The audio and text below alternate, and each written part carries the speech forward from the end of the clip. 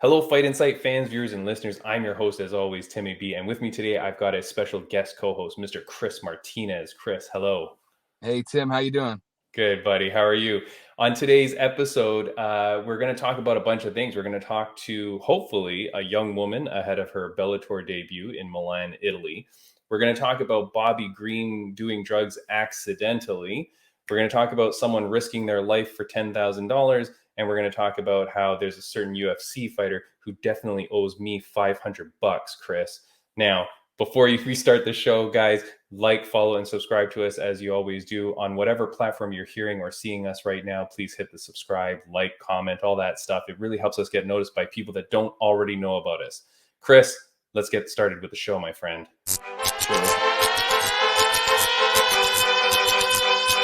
Yeah, it's Timmy B, Pretty D, Fight Insight. Yeah, that's right. All right, I hit you there with that song. You didn't know it was coming, Chris. I love it, though. Let's do it.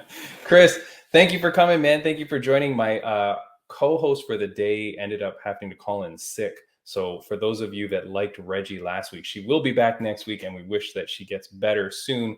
Chris, tell us a little bit about yourself. Cool. So I'm a filmmaker, videographer, whatever you want to call it these days, cinematographer, storyteller. And I've been in the MMA space for about 15 years now. I started shooting guys like Cub Swanson and Uriah Faber years ago when they were rookies. Most recently, I just directed a pilot for a show called American Made MMA, starring Tito Ortiz, Quentin Rampage Jackson, and Frank Mir. I'm really proud of it, so check it out wherever you might stumble across it. And I just do a bunch of things, music videos, anything you need. Nice, buddy. And American Made MMA, we had Trap Daddy Gambino on for, fans of the podcast. We've had him on multiple times, and he's going to be on the first episode of American Made MMA. Am I correct? Yeah, there was a pilot shot, and Trap was one of our guys, and he's awesome, awesome fighter with an awesome story. So yeah, I hope everyone gets to see his journey. Yeah, man, that we're so excited for that. So I'm so excited to have you on the podcast because you're a guy who's knowledgeable in the space, and you're more like also like you're in the periphery. You know what I mean? Like you see things from a different angle than a lot of us do. So I'm interested on your takes on some things, or all of these things today. But all right, first thing I want to talk about is Bobby lying? And we're going to talk about my favorite fighter. Like he's got to be one of my top 5 fighters of all time. Mr. Bobby Green. Are you a fan of Bobby Green's? I am. Yeah. And, yeah. I think the rule of thumb is if someone asks you if you're on drugs, you should say no. So you can't fault the guy too much. Okay, hold on. So I'm going to play a small clip, and this was from his Instagram. I put this on my Instagram. I kind of cut up. He released what was, I don't know, like a 30-minute Instagram story where he was just kind of detailing what was going on with him. Just last week, he was deleted off the UFC roster. Now, in investigating, it looks like when someone is hit with a USADA suspension, they do get removed from the rankings. So people thought that he was cut as a result of his USADA suspension, but I don't think that's the case. But I'm going to play this little clip here for you, Chris. I don't know anything about drugs because I don't do drugs. I'm training now. I'm getting ready for my fight. They call me. They go, hey, what have you been taking? You tested positive for testosterone. I'm like, what? What could I be taking wrong, So I say, hey, come back. Take all the pictures, show them all those bottles. They go, hey, it's that one right there. It's DHEA. That's a banned substance on our list. I had no idea, guys, what I was doing, that it was wrong. And I would never try to cheat. I'm against drugs. I've never even looked at the site to know what is banned and what is not. Yikes. Yeah. So, Chris, my question is, do you believe him?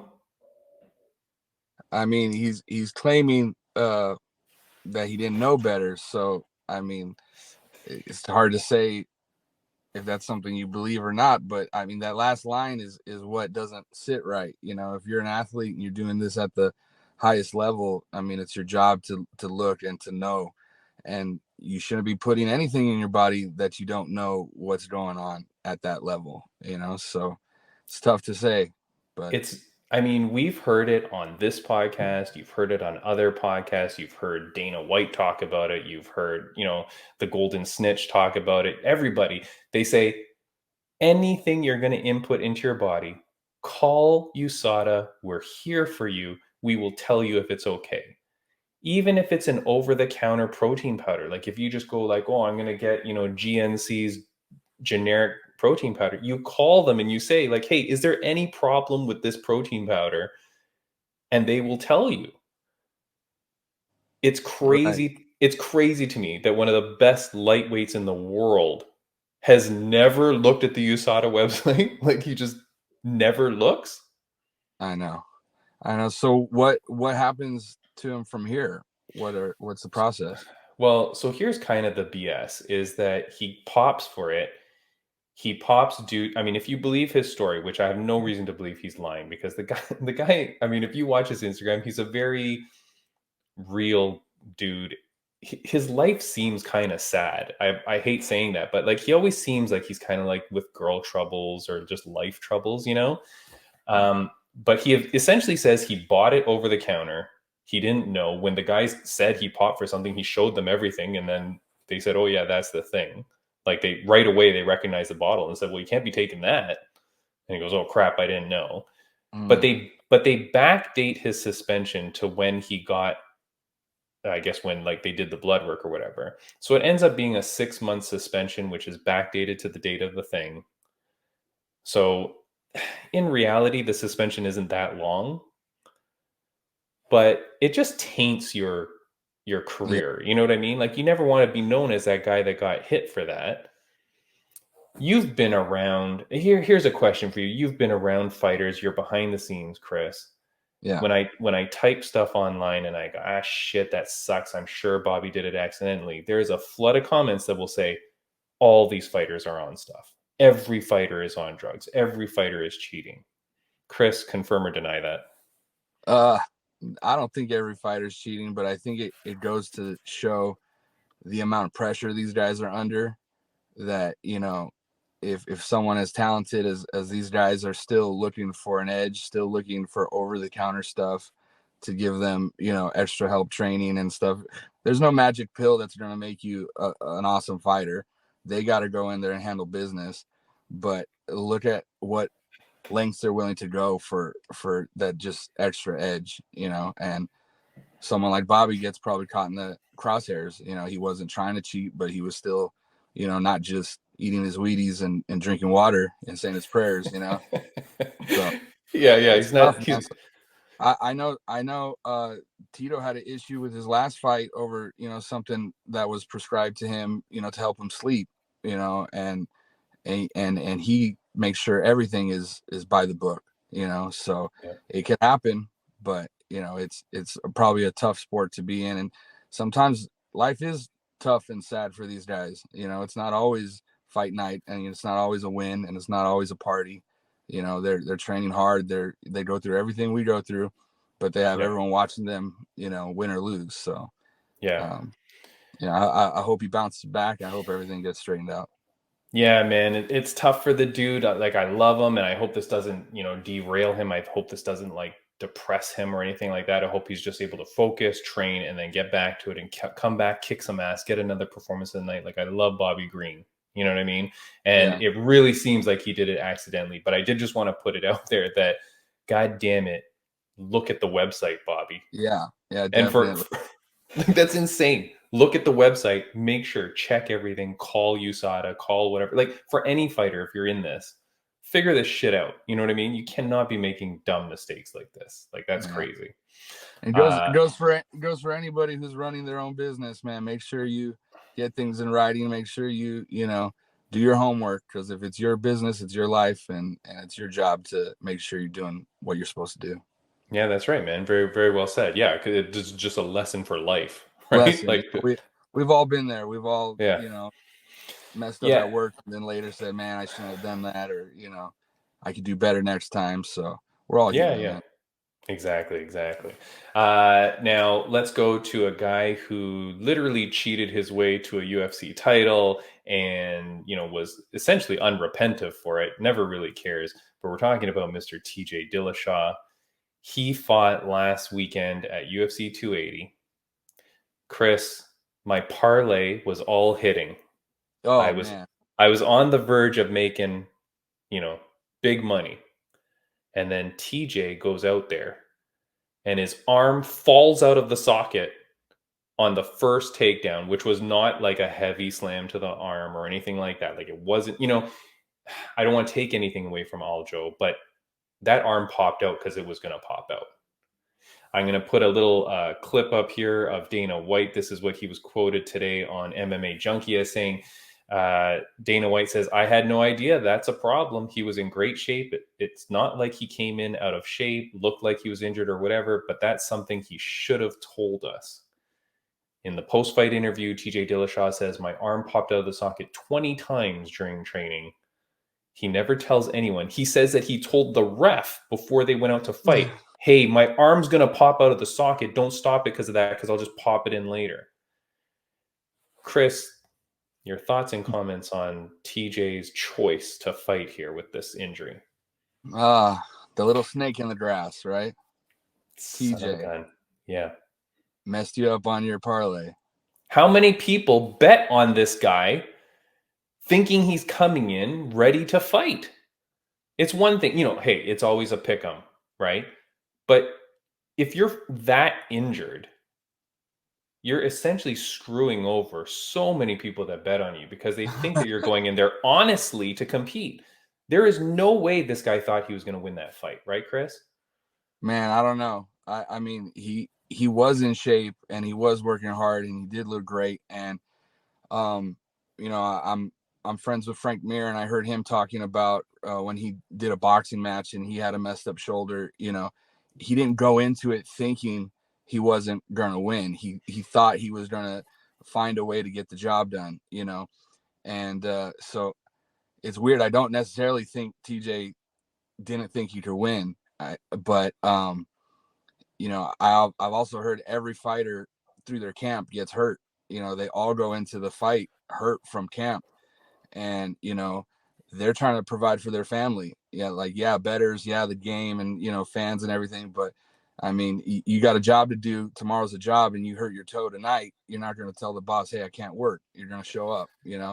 Yeah, but if through the course of your fight camp, your arm falls out of the socket 20 times, 20 Right. times, Chris, 20 times your arm True. pops out of the socket. That means you're not giving it any time to heal, any time to rehab that arm, strengthen the muscles around the joint, get it locked in there, right? Right. I mean, I think Dana's probably a little hurt too because TJ's been there so long and they have a relationship. Like he had the leverage to say, "Hey, I got to pull out." Like he still would have got his shot. yeah, Whatever it may be. So on a professional, man to man, there was probably some shady behavior there. But you yeah, you piss off the boss, you piss off the company, you piss off the fans. yeah, Here's something. Aljo's win is kind of tainted. Like sure, I feel really bad for Aljo because I love Aljo. sure. I've made lots of money on Aljo in the past. But even this win now is like, okay, yes, he won. Of course you did it. But Right, there's no way you can look back and go, yeah, I beat a prime TJ. Or even like a 90% TJ. And I appreciate what you're saying. Like if I was to go into a boxing fight one armed, but right, he's going in to fight a wrestler slash jujitsu expert. That arm is kind of important. Like you can't just jab your way past a wrestler. You know what I mean? right, right. Like terrible. And then Chris, I'm gonna go back to something that came out last week. We talked about it on the podcast. I don't know if you saw this. I'm going to put this I did. again on the screen. This is where the UFC released a document just the week prior to UFC 280 banning fighters, their coaches, and their teams from betting on UFC fights. Chris, I love conspiracies here, my friend. I think they put this out because they knew TJ's team was betting the farm on Aljo. Man. Uh, you got to show me some proof. But I've always wondered what stops stuff like that.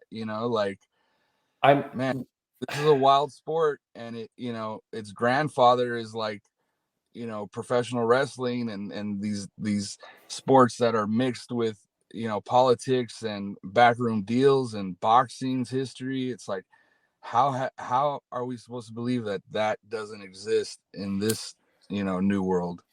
Well, okay, and here's the thing. Last week when I talked about it with Reggie, and it was a great podcast. So if you haven't seen it and you're listening to this one now, go back and listen to our last week's episode because Reggie and I break it down pretty good. But at the time, we're saying, it doesn't make sense because really no UFC fighter would throw it because that's their career or whatever. But this is the scenario that fits perfectly because Chris, I don't think TJ Mhm. threw the fight. I don't think he's Right. going in there to throw the fight. But I think if I'm training with a dude every day and his arm keeps falling out of the socket, Yeah.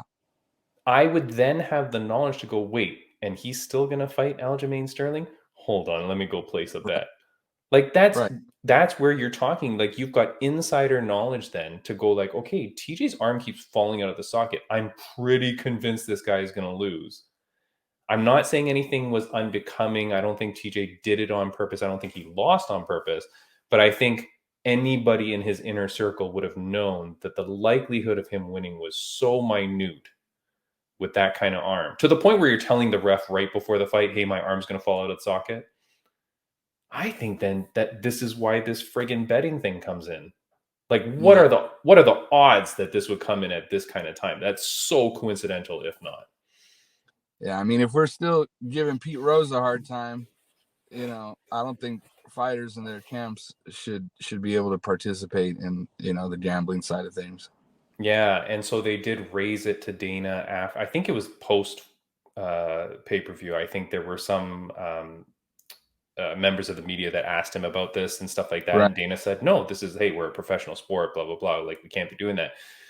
But I didn't see one media person ask him, "Hey, do you think TJ's whole team bet on Aljo for this fight, knowing that he was injured?" Like I would have loved if someone asked that. Right. They probably would have got escorted out of the building immediately for like even suggesting something like that. But come on, man, that is crazy to me. I lost $500 on my parlay. Now, he might have Mm. not won even at 100%, but I would have had a lot better chance. You know what I Yeah. mean? Oh, Yeah. terrible. So, I mean, So if you, did you see the clip of him earlier in the week wrestling his training partner, a TJ, slamming him?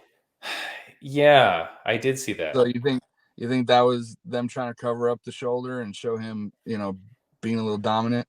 I don't know, man. They said that he did not partake in any videos for Embedded.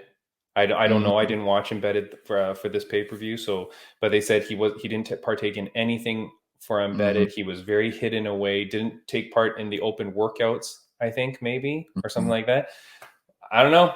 I mean, he did admit to saying, yeah, when I was speaking to him, I was saying like, oh, I'm just going to strike you. I'm going to strike you. And he said I was trying to lure him into a striking match because I knew I couldn't wrestle or do jujitsu, right? Here's the last question I'm going to ask you, Chris. Is it the ref's responsibility to report to Dana, UFC officials and go, hey, this dude just told me his arm keeps falling out? Why would the ref not?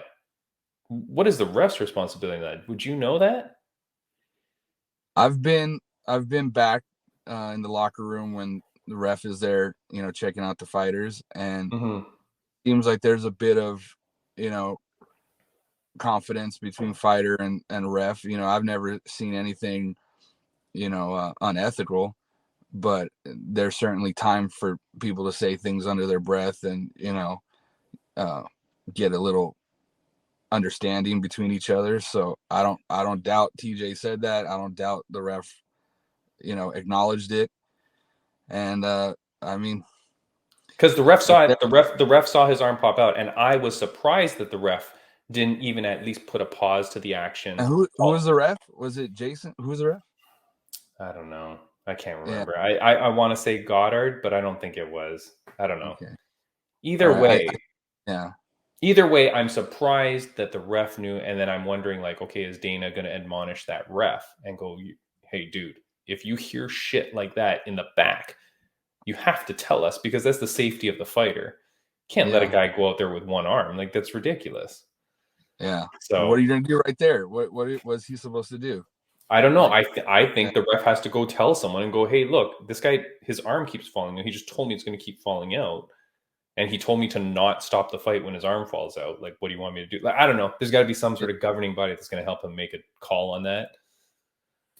I But mean, I think maybe the refs also just give these guys a little leeway to say their piece before they go out there. Because I mean, so what are you saying? You're telling the ref to not do his job, not call the fight when something, you know? So he's kind of that's, just like, yeah, I hear it from everyone. Don't do this, don't do that. Let me do this, let me do that, and I guess. But then when he sees it pop out, I don't know, yeah, man. he It's did let it go. He did keep letting it go. Yeah, the other thing that TJ said is, he said, I held up the division. I do agree with that. I think he's probably pissed off a bunch of fighters in the division, because he could have just said, hey, I can't fight right now. I need to do some rehab. I'm going to sit this one out. And then guess what? Your buddy, the guy that you did videos for, Cheeto Vera, would have easily stepped up to take that fight, rightfully so. Right? yeah, definitely. Yeah. You've met Cheeto Vera. How cool of a dude is he? Cheeto's great. Cheeto's great. I met him through Jason Perillo, who's also Tito's coach. So Tito and Cheeto work out at Ruka in Costa Mesa. So yeah, Cheeto's a down dude. I don't think he's afraid to fight anyone. Yeah. As are a lot of these fighters from other parts of the world. It's so much a part of their culture, a part of their upbringing to throw hands and not be afraid. So yeah, I documented his fight camp leading up to the Sean O'Malley fight, and that was pretty cool because I got to witness someone going from somewhat under the radar to becoming a pretty mainstream name. So I was proud to be a part of that journey in my own small way. It's called Vamos Cheeto. You could check it out on his YouTube. It's still up, so check it out. Give it a like. Tell him you want to see more. Yeah, man, definitely. That's awesome. And next time you talk to Cheeto, tell him that the Fight Insight podcast is happy to have him. Man, I got to talk to that dude one day. For sure. Yeah, no. So, anyways, and when you do see TJ, tell him he owes me $500. I will. I can't even believe it. I can't even believe it. That is bonkers to me. But the conspiracy is there for me. I feel like this whole betting thing is definitely based on TJ. There's no way that they just forgot to put this Right. rule into the fighters code of conduct for like 25 years. And just the week that they put it in, boy, oh boy, does something not come out that seems like a bunch of people could have made a bunch of money on that. Right. So a theory I kind of have, you say conspiracy theories. I don't wear a tinfoil hat or anything, but we spoke a little bit behind the scenes about wrestling. We both kind of have a fandom of wrestling in the past, and they have a term called kayfabe, which is kind of like the mafia's like Cosa Nostra. That means like our thing. Kayfabe is like the secret world of wrestling that you got to be inducted into to even be a part of. Yeah. I've come to the conclusion MMA has a kayfabe too. There's just not a word for it, and they're just not open about it. But there's a lot that goes on that maybe hardcore marks could connect the dots and say, how come this always kind of works out like wrestling? How come the way the champions are rotated, the way fight cards are set up, the narratives, the production, the storytelling. So there's definitely something there. Keep Chris, digging. go. Keep digging. I'm sure you'll find it. Yeah, man. Chris, go back to a few cards ago when they changed all 4 of the fights on the day before, like when Kamzat missed weight. Right. Chris, there is no way in hell that those fighters did not know that change was going to happen before that day. I'm telling you, because no reason why any of them would have signed those contracts to fight worse opponents, worse matchups, whatever, the day before. When Right. they were all doing it to fix that one guy's fight. Everybody else weighed in properly. Like, Right. you did not need to do that, right? Like the Nate Diaz, Tony Ferguson, and then the fact that it became a card better than the card that was supposed to be. Yeah. Dude, don't tell me that was coincidence. That was baloney too. Let's get off this before UFC cancels me. I'm trying to get podcast on Fight Pass, Chris. So that's what we Yeah, got to do. All yeah. right. Well, I just I met get. Dana. Met Dana last month in Vegas, so Oh, I'm right with you. Let's stay on track. yeah, dude. Yeah. Get Let's. lock on you. Yeah. I'll edit all this out, so it's just us Oh saying yeah, wonderful things. Yeah. of Uh, course. last thing we'll talk about before we go, Chris, and I really appreciate having you on, my friend. Oh man, it's Is been fun. Thanks. this little news blip that was here. I was on honeymoon for 3 weeks, so like I've that's why some of these stories are going to be a little bit old for people, but I wanted to talk about this one here. It says 10K and you will be in my corner. A UFC fighter seeks sponsorship, promising better seat than Dana White, behind the scenes visits, and more. Did you hear this story when it came out, Chris? I haven't, but I like what I hear. Okay, so this is a UFC fighter, and I apologize. Let me find out who it was. It's a UFC fighter who's essentially saying, hey, look, the sponsorship stuff that we deal with has been really sucked away from us. I got to do this Venom deal, blah, blah, blah, right? Wear the crappy rock shoes. And I can't make a lot of money. So here's what I'm going to do. You pay me $10,000. You can take one of my cornerman spots. You'll walk me to the cage. You'll be in my corner. You will be there for all the signings, the behind the scenes, the media day stuff. Like you'll just be there with me the whole time, but you pay me 10 grand. Right. I don't think there's anything the UFC can do to stop this because Good. people have had their wives or their girlfriends, Mhm. right? Mike Perry, Bam Bam Barberena, bring their wives to the ring. Those girls do not have their coaching license or anything like that. You know what I mean? Right. Numansa brought Commander Dale Brown to the cage with him like earlier in the year, right? So you're allowed to bring randoms.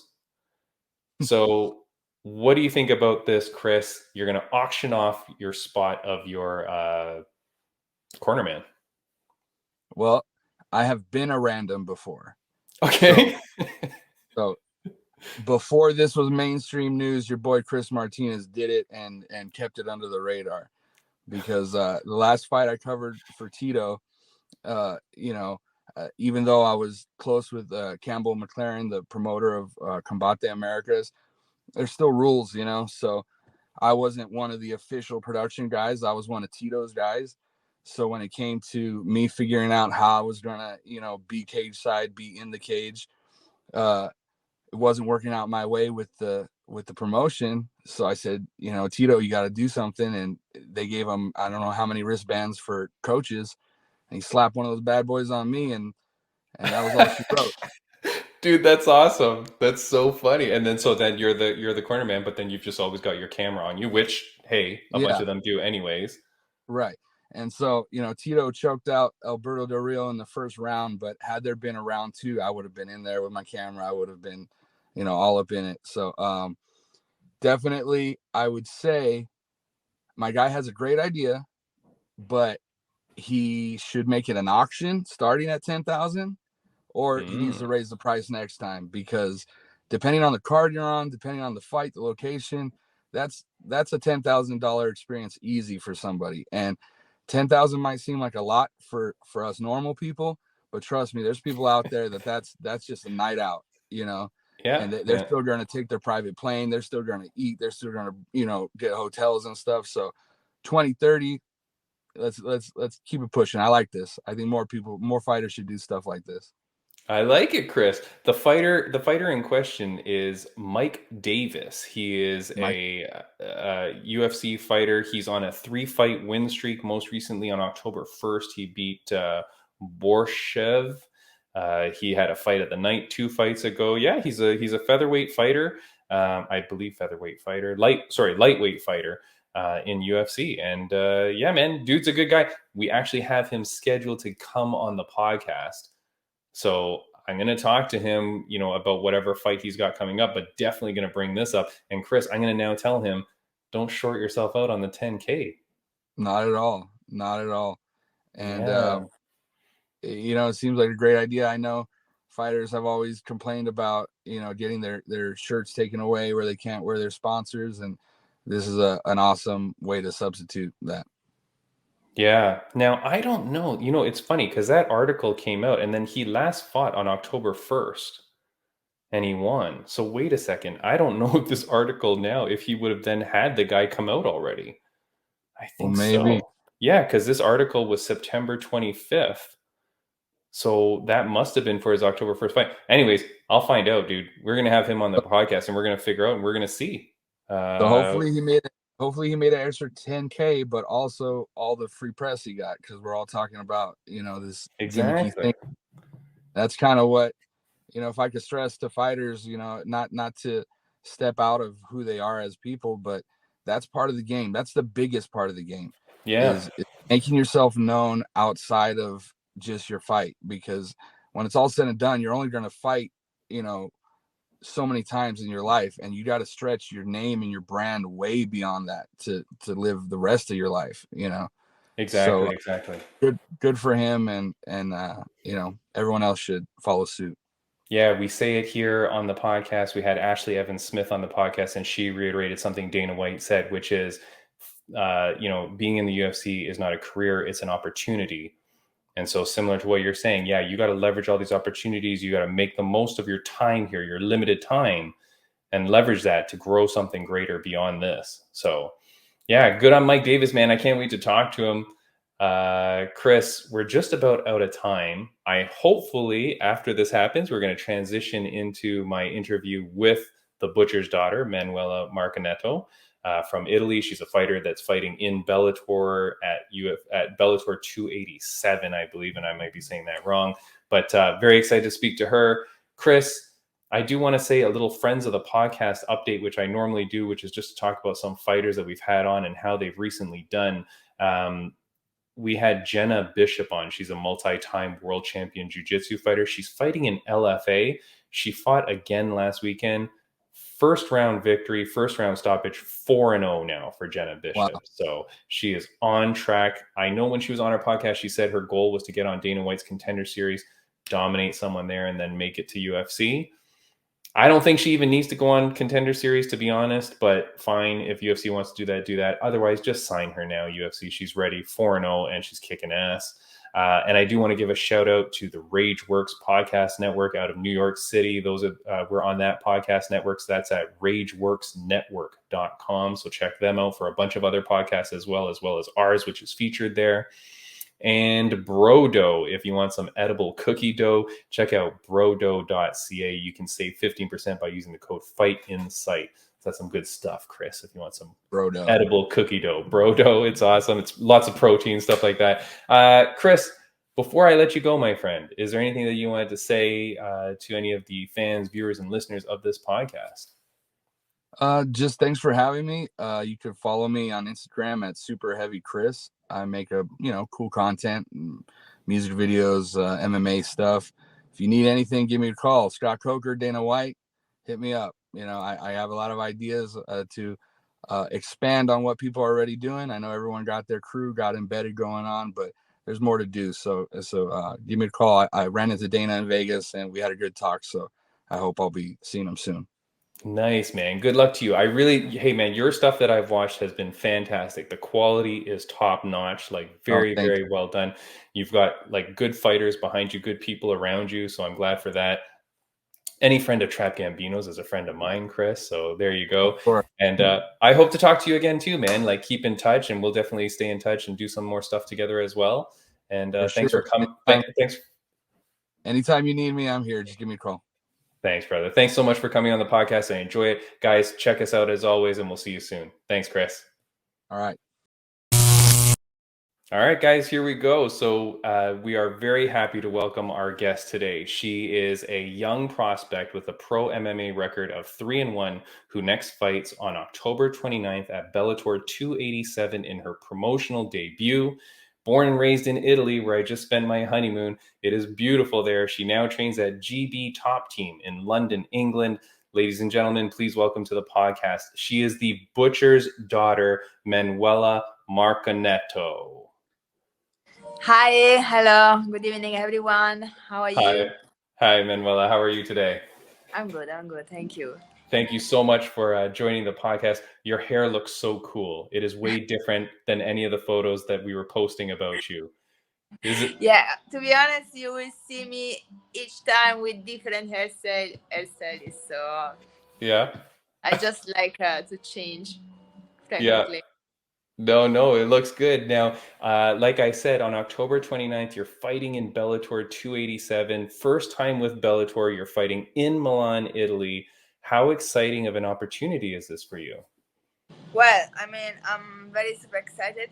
Um, for me, it's my dream, little dream that came true because since when I started MMA, my dream was to debut in a promotion. I mean, to debut in Bellator.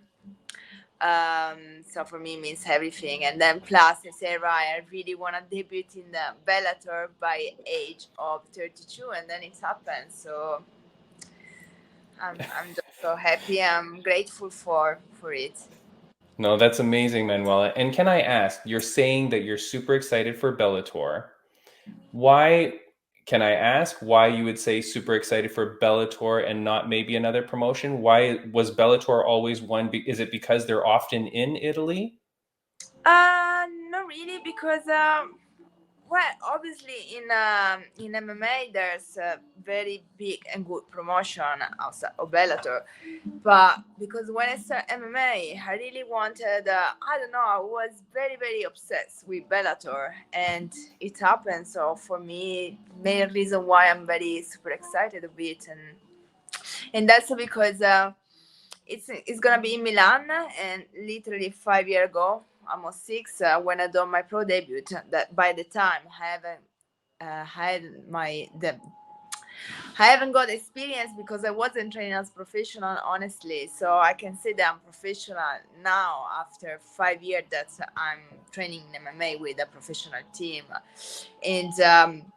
When I debuted 5 years and a half ago, it didn't go as I want. So now I want really rewrite my debut in Bellator. That is gonna be again in Milan, if it makes sense. Yeah, Uh, yeah. so I'm excited for it.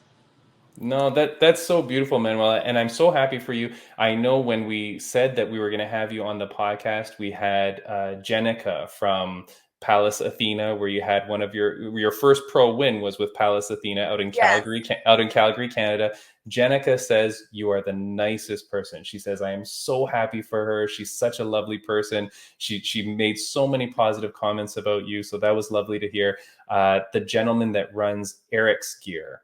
They're a sponsor. They said that you're an absolute monster. They're so excited to have you fighting as well and hopefully wearing their clothes as well. So people really love you, Manuela. They think that you're a great person. It's so nice to see. Is it because you're from Italy and it's so beautiful there? Maybe because of that. I don't know. I mean, okay, so you make me very yeah, so there was a very kind word, you know what I mean? So I really appreciate it, and that make me feel a little bit emotional than I am. But yeah, I think maybe because the Italian people, yeah, we are sweet and open.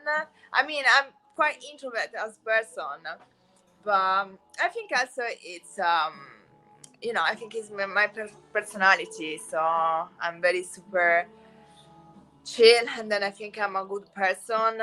So and what I can say, when it's time to be a lion, I'm a lion, definitely.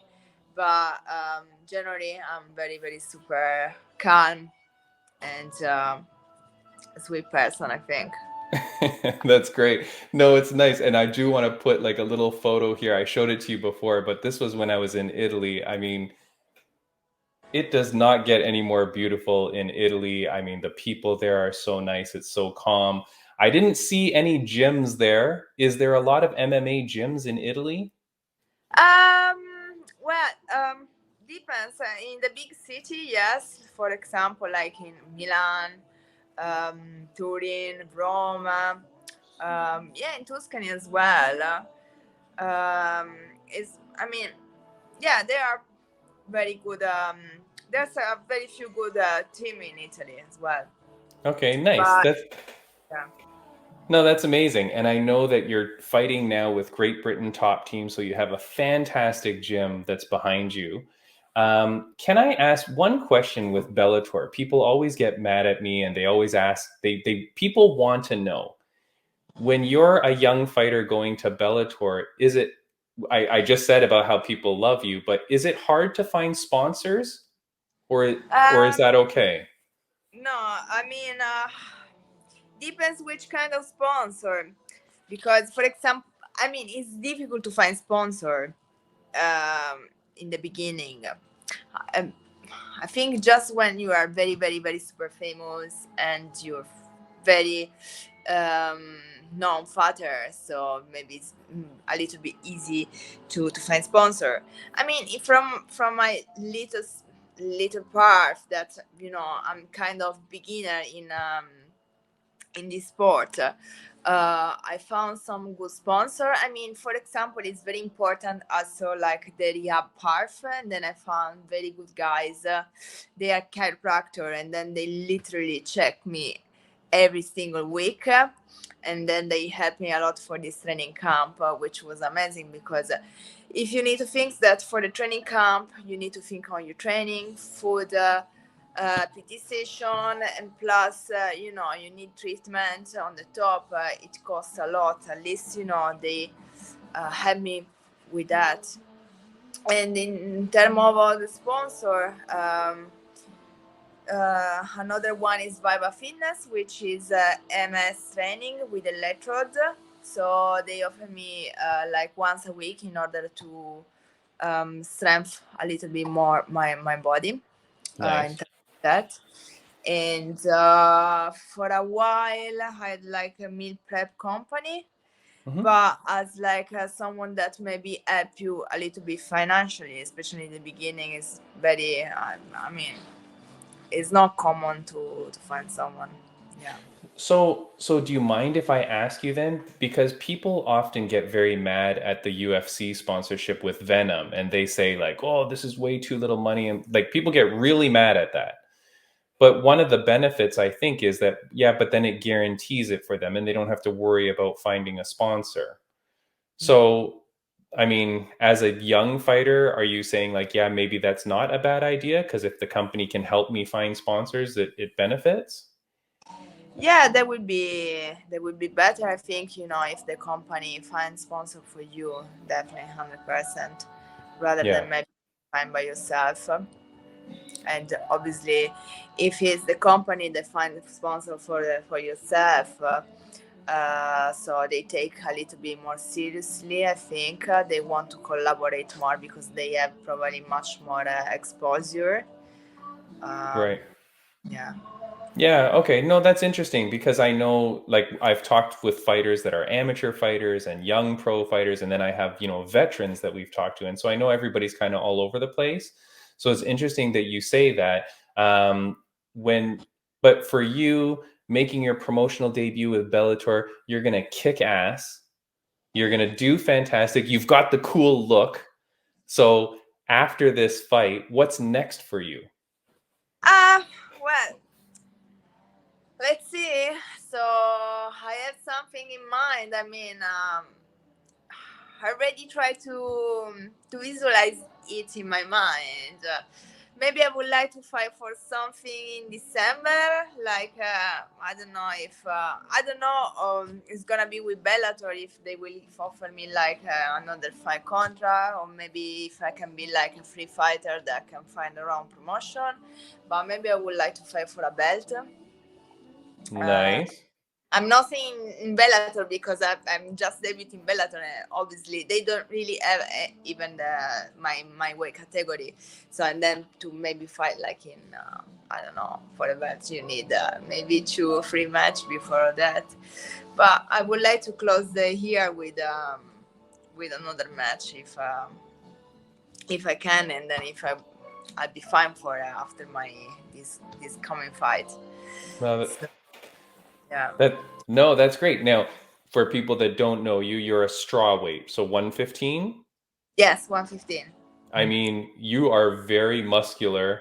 You look very, very strong. So, but the 115 division is fantastic all around the world. There's 115 strawweight division is very popular. So you should be able to find a good fight with some organization somewhere. And with a fantastic win at Bellator, you're going to get sponsors, you're going to get offers for fights. So that's the dream, right? Yes, yes, that's the Nice. dream. That's the Nice. dream. And It, so one question that I want to ask you is at what point, and this is a question that we're asking a bunch of our guests lately, but at what point in your career do you think you'll be able to say, I've made it? Hi, sorry, say again one more time. At what point in your career will you be able to say, I've made it? Okay. Well, so one day it will happen, and thanks so much for the young lady. I mean, I'm not very young anymore. I'm younglish, so probably I can say another few years, because obviously this sports has timeline. I think maybe by age of 35, I would like to be. I can say more settled and realize with what I want. Uh, sometime even now. So sometime I've been going quite a lot over this year. So because I pretty much left everything, and then I always get like a short notice fight, so I couldn't really set up myself properly, if it makes sense. I was a little bit gypsy. So no, that's true. Even now, but and then sometime I was questioning myself, not doubting myself, but say, right, Manuela, what you want to do of your life? Uh, Maybe I should focus on something else. But eventually, Bellator happened, and then I say, no, I need to fight. This is my way, and I would like to see how far I can go in a year, and maybe probably after this fight. I like to dream a little bit, but I think maybe I will have much more open door in terms of sponsorship, connection, also in terms of working. So probably it will open a little bit more of doors, and then probably I can be much more stable in my life outside my MMA. Nice. With everything. Nice, nice. And then you won't be a gypsy anymore. You'll have Yeah, settled and then I'm not the gypsy anymore. Manuela, what is something that people don't know about you? What is it? What is something that people don't know about you? I know you said you're an introvert, but what do you like to do? What is something interesting about Manuela Marconetto? Well, so I mean,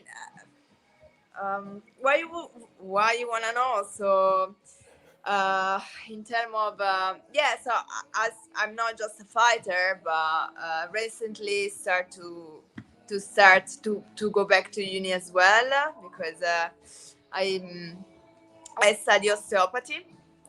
I've been in and out a little bit. I've done the first year, then I stopped. Then I joined again. I done the first semester of the second part time. Then I stopped because I was competing, and then this year I said, right, let me see if I can join full time and do like a university and then my sport, and then try to be a little bit stable with it. And yeah, so now I join again, instead to the part time to full time. So I'm doing the second year of the Wow. and in terms of I don't know, another passion, I'm a painter as well, because I did art of school when I was in Italy. I really like to draw like fashion designers things. This is what I wanted to do by the time when I was teenager. Then I chose different career. Wait, you're Uh, saying an artist, like drawing? yes, yeah. I have some of my things, but yeah. So I used to draw a lot when Oh, nice. was my young age. Yeah. Nice, nice. Uh, And what do you do to relax now after your training? You've had hard days of training. What is it that you like to do to relax? Okay, so definitely I want to spend like 10 days with my family, chill, see the spend time on the seaside, have a good food, relax, and yeah, this is my what I dream at the moment because I've been in a very stressful time. I mean, I enjoy everything, but in the same time, I had also a lot of things. So I really would like. I'm really looking forward to fight, and then after, I'm really looking forward just to chill with my family someday. Spend some day with them. That's so nice. And Yeah. I know that people will probably want to know, are you married? Do you have a boyfriend? Are you No, with no, someone? no, no.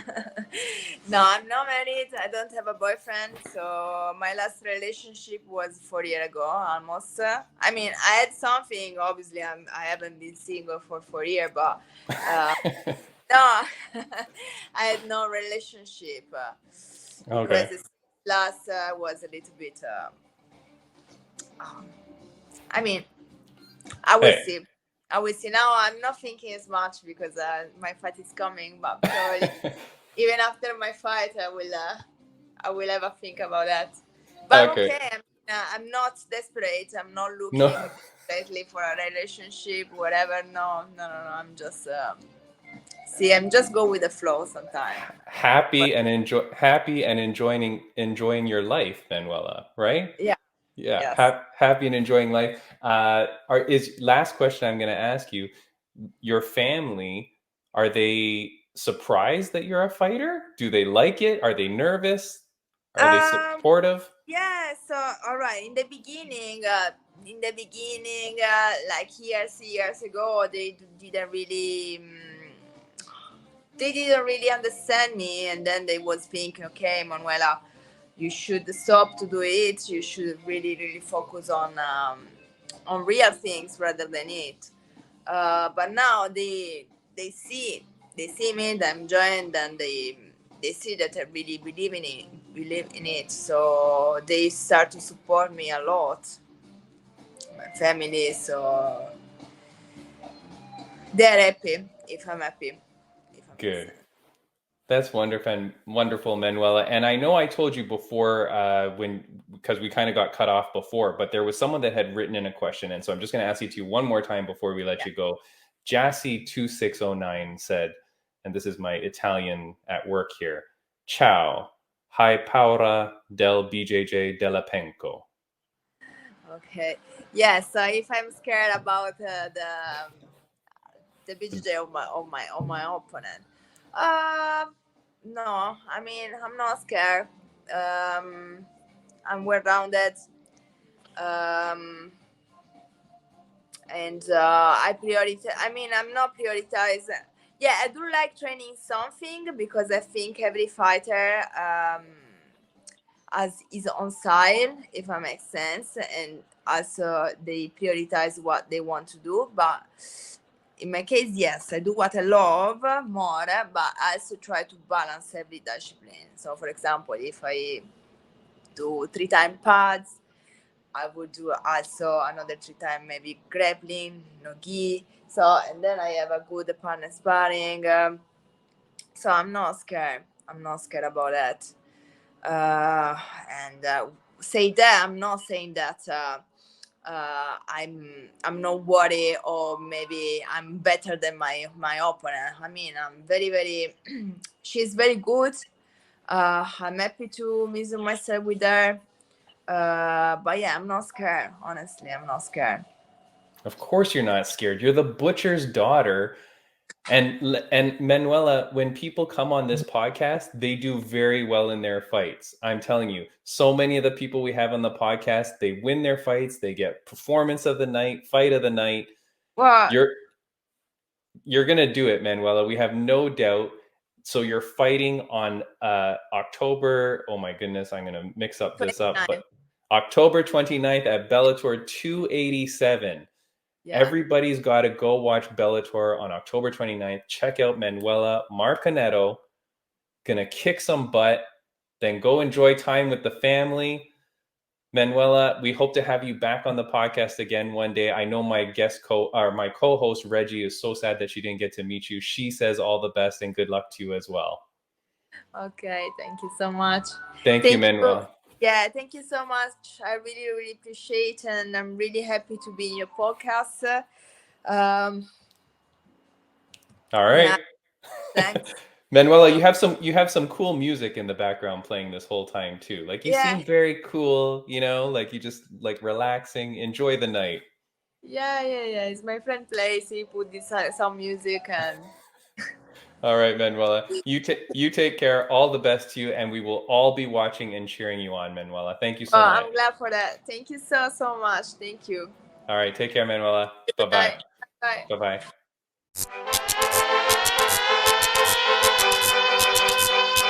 Yeah, it's Timmy B, Pretty D, fight in sight. Yeah, that's right.